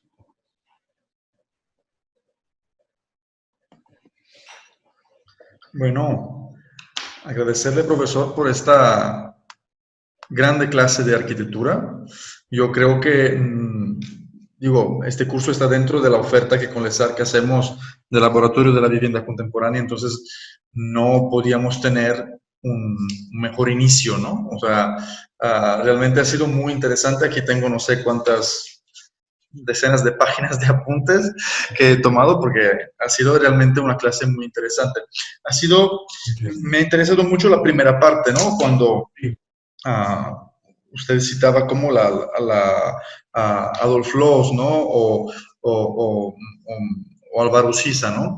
Yo creo que, digamos, no nos hemos puesto de acuerdo, ¿no? Sobre el tema de la conferencia, pero la cosa muy interesante es que yo antes, en la parte teórica, ¿no? Un poco lo que estaba explicando aquí a los participantes es de una cierta forma la evolución como del pensamiento arquitectónico, donde, como dice José María Montaner, digamos, a cada repertorio formal, ¿no? De formas arquitectónicas, detrás hay todo un abanico, ¿no? De condiciones económicas, políticas, sociales y éticas, ¿no? Y de una cierta forma esto se ha visto, ¿no? También en esta conferencia, ¿no? En esta búsqueda, ¿no? De esta modernidad de que esos arquitectos querían digamos, expresar viendo que, como decía Mies, ¿no? Todavía tenemos la casa moderna, pero no tenemos el habitante moderno, ¿no? Entonces, entender como este clic, ¿no? Entre la arquitectura y los sistemas formales que se iban desarrollando con esos nuevos materiales, nuevas tecnologías, etcétera, pero parte importante la sociedad. Y luego me ha gustado mucho también personalmente todo el subrayar, de una cierta forma, la presencia, ¿no? De estas grandes arquitectas que han aportado en la investigación sobre la vivienda, ¿no? Ahora la última que citamos fue Katrin Bauer, pero para no hablar de Margaret Schutlikowski, que, digamos, de una cierta forma, si no me equivoco, es la quien diseñó, ¿no? Por primera vez es la cocina por como nosotros la conocemos, ¿no? En nuestras viviendas. Y luego Lily Reich, Charlotte Perriand, etcétera. Entonces, nada más agradecerle su contribución, realmente gracias por esta bendición, ¿no? Porque no había otra forma de empezar mejor que esta. Entonces, yo preguntaría aquí a los participantes si tienen alguna duda o algo que quieran comentar. Creo que, ya que el profesor Manuel Martín, digamos, está aquí con nosotros, a lo mejor algo sí sería interesante poderle preguntar, ¿no? Sí. Yo, Sí, Renata, sí, adelante, por favor. Bueno, primero agradecerle mucho, maestro, por su conferencia que estuvo súper interesante. Yo me quedé, con mucha curiosidad acerca del comentario de Mies van der Rohe, de que hay casa moderna, pero no hay hombre moderno, y me llama mucho la atención, porque en el libro de La Buena Vida de Iñaki Ábalos, hacen una comparación muy, muy bonita del estudio de las casas patio con el superhombre nietzscheano. Y esta idea de quién vive en las casas de Mies van der Rohe, de para quién es esta casa. Y entonces quería preguntarle así como, pues, ¿por qué es que no hay un hombre moderno? ¿Tiene que ver algo con esto? ¿O como que qué pensaba Mies o algo así? El tema es que, bueno, esta pregunta da para varias clases, etc. En pocas palabras, el moderno es el que está continuamente cambiando, el que está continuamente adaptándose a las circunstancias del mañana inmediato, que no van a ser las mismas del pasado, y por lo tanto ser moderno es estar continuamente viviendo el presente. En una casa, que una casa por definición es un elemento sólido, macizo, construido, inmóvil, a pesar de que en este libro, hablo de la casa móvil también, que sería también otro de los elementos de la casa moderna. Una casa que hoy está aquí, pero mañana se va y se va a otro sitio, ¿no? Pero nosotros normalmente nos rodeamos de nuestros recuerdos, de nuestras cosas, de nuestros libros, de nuestro sillón, de nuestra mesa. No somos proclives a estar cambiando continuamente. No somos modernos, como dice la Clau, pero no pasa nada. no somos modernos porque es muy difícil ser moderno, pero no pasa nada. Ser moderno te obligaría a tener estrategias elaboradas para, según lo que pase mañana, poder actuar en consecuencia. Pero ahora acabamos de ver que es que no somos capaces porque no sabemos nada. Viene una pandemia y no sabemos absolutamente nada. No sabemos cómo actuar, no sabemos qué hacer. Nos encerramos, ¿dónde? En casa. En una casa diseñada de acuerdo con los parámetros del siglo XIX. Que todas nuestras casas son casas del siglo XIX. Todas las casas de los desarrolladores, etcétera, son casas del siglo XIX. Porque no son casas flexibles. Si ya en 1920 alguien decía que una casa moderna era una casa flexible, digamos que desde 1920 para acá todas tienen que ser flexibles. ¿Qué va? Casi ninguna es flexible. Entonces, ni somos modernos ni tenemos casas modernas. Exacto. Muchas gracias. Sí, Absalón, sí, preguntaba. Sí, entonces, escuchando ahorita y escuchando toda la conferencia, pues entonces el hombre moderno pues tampoco existe, ¿no? Porque entonces el hombre moderno debería de ser un hombre adaptable a los cambios de su vida y a los cambios de la ciudad, y por eso muchas veces la arquitectura pues no cambia, no es moderna tampoco. O sea, si uno no como hombre, como de género, sino, digo, de sexualidad, sino hombre de género, del ser humano, no hemos podido adaptar o no hemos podido evolucionar en nuestra mente y nuestras costumbres a la modernidad, a otros aspectos. Entonces por eso nuestras casas o nuestras viviendas siguen siendo igual, ¿no? Y que el tema del trabajador, del obrero, que se veía desde el siglo XIX, ha sido el elemento que ha obligado en cierta medida al hombre moderno. O sea, que voy a que el obrero y los trabajadores son más modernos que el resto que el resto de las personas. No sé si me explico, porque tienen que adaptarse a lo que el gobierno y los arquitectos definen que es lo que necesitan para vivir. Entonces ellos se adaptan al espacio que les dan, se adaptan a la ubicación que les dan donde vivir. Entonces ellos son más modernos que las personas que pensaban en eso. O sea, no sé si logro como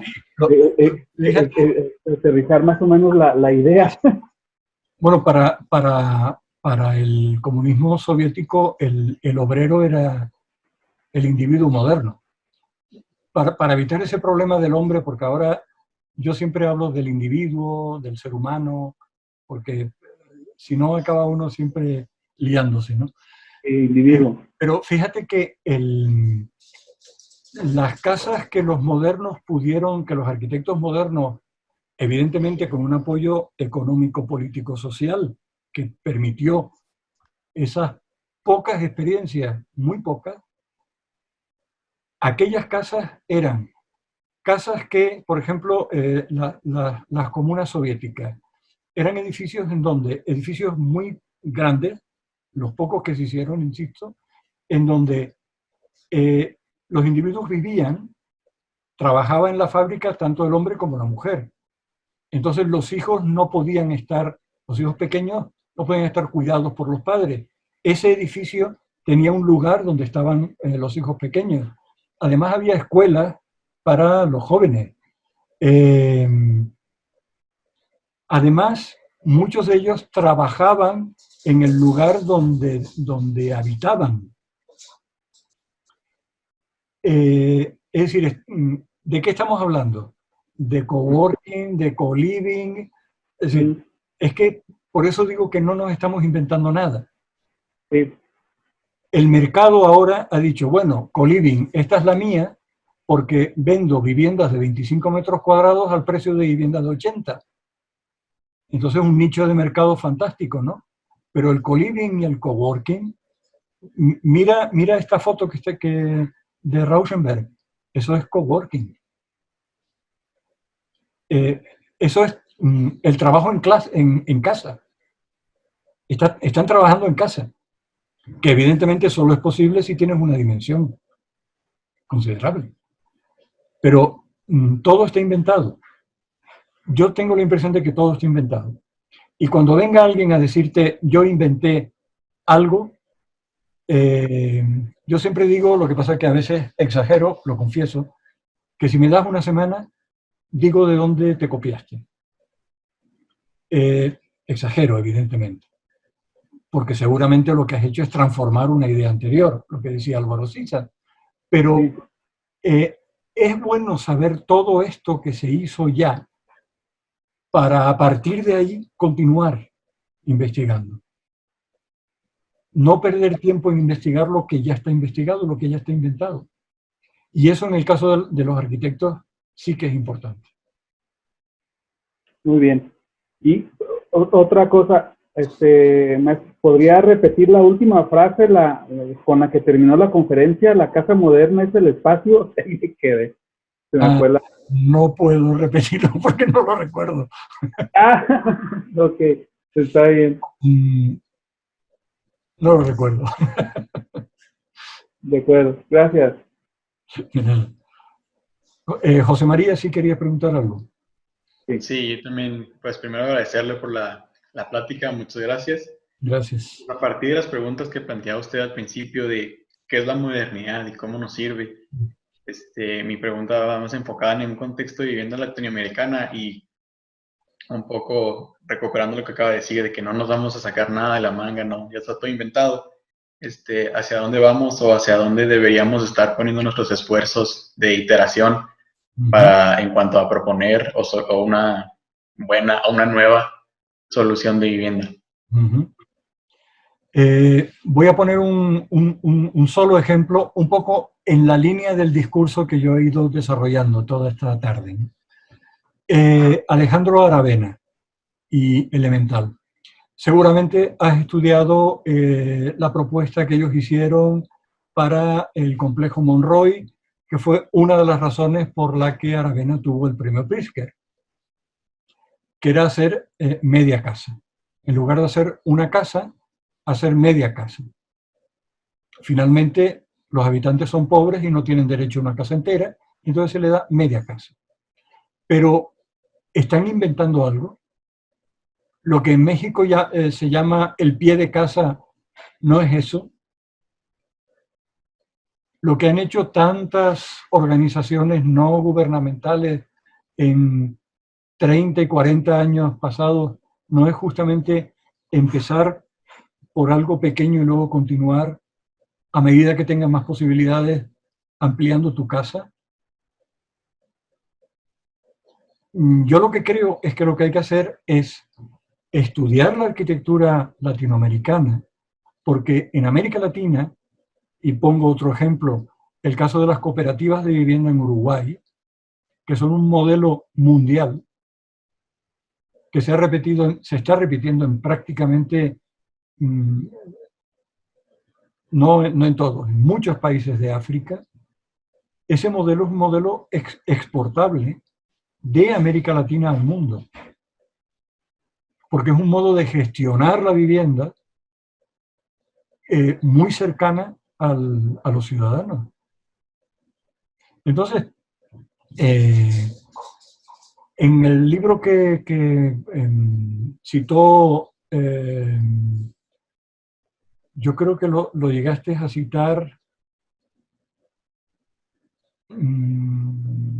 sí, Graciano, llegaste a citar el libro de ¿Montaner? Habitar en el... No, el último, uno de los últimos que he sacado, que es un libro colectivo, que se llama Visiones del Hábitat en América Latina.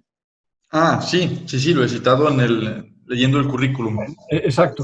En este libro, Visiones del Hábitat en América Latina, hay un montón de propuestas de diferentes arquitectos y asociaciones latinoamericanas que, insisto, son exportables. al mundo. Porque están resolviendo problemas de vivienda en cercanía con la gente que está necesitando de esa vivienda, que participan no solo en el proyecto, sino en la gestión económica y constructiva de esas viviendas. Yo creo que eso es lo que hay que hacer y de lo que América Latina tiene mucho que mostrar. Muchas gracias. Sí, porque luego hablaríamos de Tatiana Bilbao, es decir, hay propuestas concretas, ¿no?, de vivienda.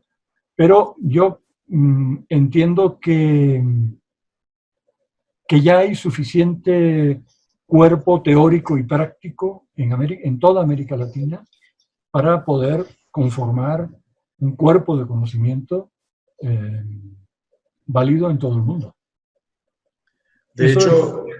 De hecho, profesor, seguro que conocerá mucho más que yo, ahora que estamos hablando de esos ejemplos de América Latina, ¿no? Todo el concurso que se hizo en el Previlima, ¿no? Donde al final, ¿no?, era todo ese tema de la vivienda crecedera, donde al final tú no le dabas la vivienda, entre comillas, al máximo de su volumen o superficie, pero luego cada familia, ¿no?, en función de sus ingresos económicos o de cómo la familia iba evolucionando, creciendo o no, iba, digamos, construyéndose, ¿no? Lo que pasa es que en Previlima, en contra de lo que John Turner, que fue digamos, el ideólogo, ¿no?, de toda la propuesta, proponía que era justo una actuación participativa y colectiva, esto solo lo hizo Christopher Alexander. Todos los demás impusieron su propia idea. Y si ahora hay un libro que se ha publicado hace unos 5 años, que es Previlima, después de... Es The Times Built. Exacto. Eso es editado por Gustavo Gili, ¿no? Que donde fueron allí a estudiar cómo evolucionaron ¿Qué es lo que ha pasado, no? Sí, las viviendas. Entonces, se ve efectivamente que del proyecto original, de las ideas originales, queda ya muy poquito, ¿no?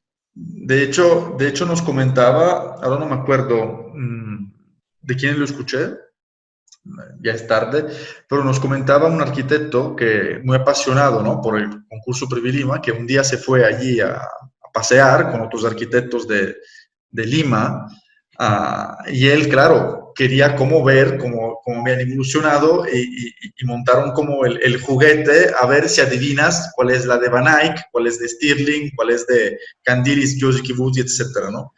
Y dice que ha sido un trabajo imposible porque dices, es imposible entender cuál es vivienda es de quién arquitecto es. Lo único, decía que la única cosa que lo había ayudado era distinguir las viviendas de Stirling porque tenían como esas ventanas redondas, de una cierta forma, que se habían quedado, ¿no?, como en el tiempo. Y a los mejor las de Aldo Van Eyck, porque tenían estas esquinas como achaflanadas, entonces una forma un poco más rara, digamos, dentro de un contexto más recto. Pero realmente las demás viviendas, dice que fue realmente imposible distinguir de quién eran, ¿no?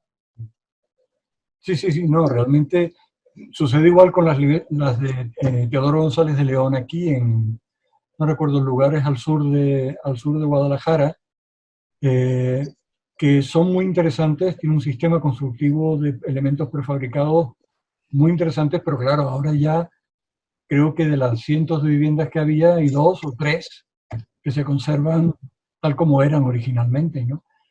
Pero dentro de la propuesta de González de León estaba el crecimiento. Ya previsto el crecimiento. Y en altura, estaba previsto. Claro. Y un proceso similar ha pasado, digo, ayer no estaba contemplado el crecimiento, pero de una cierta forma un proceso como de identificación con la vivienda, le cambiaron los colores y todo. Si no me equivoco, ha pasado con el barrio de Pessac, ¿no?, de Le Corbusier. Bueno, ese es un caso, sí. Estaba aquí, pero lo quité. Porque el caso ese es muy interesante. Es 1924, la gente llega, empieza a habitar y entonces transforma las ventanas, coloca, todas las cubiertas eran horizontales, colocan techos a 2 plantas, enanitos en el jardín, las ventanas todas llenas de parte de luces, etcétera, ¿no? Ahora, una vez que toda la obra de Le Corbusier ha sido convertida en patrimonio de la humanidad, se ha reconstruido el Le Corbusier original, o sea, la propuesta original. Y ahora se ha recuperado el color, etcétera, etcétera, tal como era en el proyecto original. Pero de una cierta forma también se ha cancelado como la huella del tiempo, ¿no? Claro, o sea, eso es lo que la teoría de la restauración dice que no se debe hacer nunca, ¿no? Claro, ¿no? A lo mejor Es lo que hacía Viollet Leduc, eso no es lo que no se debe hacer, ¿no? Pero con bueno, todo respeto para Le Corbusier, pero de una cierta forma a lo mejor se quedaba más interesante con todas esas modificaciones, ¿no? Esa expresión de la creatividad sí, claro, humana, ¿no? De la vida. claro, y al final es una respuesta de gente que no es moderna, a los que obligas a vivir modernamente, pero no saben. No saben. De hecho, ya para cerrar, profesor, seguro usted conoce este libro de esta artista, es una fotógrafa, que, digamos, va en estas viviendas de Lafayette Park, si no me equivoco, de Mies, ¿no? En estas viviendas como, creo que son como de dos plantas, y entonces el libro se titula Thanks for the View, Mr. Mies, ¿no? Entonces, lo que hace es entrar en cada vivienda, se pone como pone su cámara, ¿no? Como en la perspectiva esta famosa donde se ve el bloque central con la escalera y etcétera, con la silla Barcelona, y hace las fotos como de las diferentes casas, ¿no? Entonces, la casa proyectada por un arquitecto moderno, ¿no? Que como bien se decía, ¿no? Que dice, ahí tenemos la casa moderna, pero no tenemos el habitante moderno, y así realmente esta fotógrafa lo declaró, ¿no? Lo enseñó al mundo, mirad cómo vive la gente, ¿no? Donde la escalera de Mies muy liviana se transforma en una escalera pesadísima de madera, donde los colores empiezan a aparecer colores muy chillones, ¿no? O, digamos, ¿cómo se dice? Mobiliario, sofás y mesas que a lo mejor Mies se hubiera muerto, ¿no? En ver este tipo de acómodo, ¿no? De su espacio. Pero eso es la vida, ¿no? Aunque también hay que decir que la arquitectura de Mies, en general, aguanta muy bien esos cambios. El paso del tiempo, etcétera. Eso también. Ahora hay una exposición de la casa de la señora Farnsworth.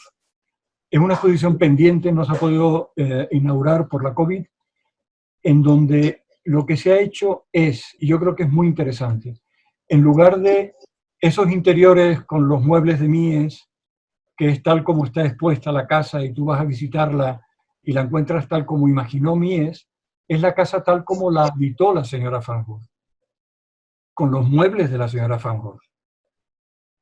Y entonces, yo creo que eso da una visión de la arquitectura necesaria. Necesaria. Sí. Es verdad, porque muchas veces digamos que como arquitectos no nos recordamos que al final en estas viviendas van a vivir personas, ¿no? Que tienen sus gustos y que a lo mejor no son nada modernos o a lo mejor son hipermodernos, ¿no? Entonces, allí es como un tema que tenemos pendiente con el proyecto de la vivienda colectiva, ¿no? Así es. Pero bueno, profesor, ha sido un gran gusto aprender de usted.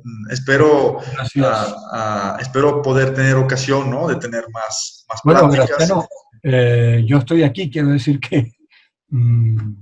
aquí estamos. Cuando tú quieras, para lo que sea, ¿no? La vivienda es también un tema que yo trabajo mucho, o sea que... Estamos en contacto, entonces. Estamos en contacto, sí.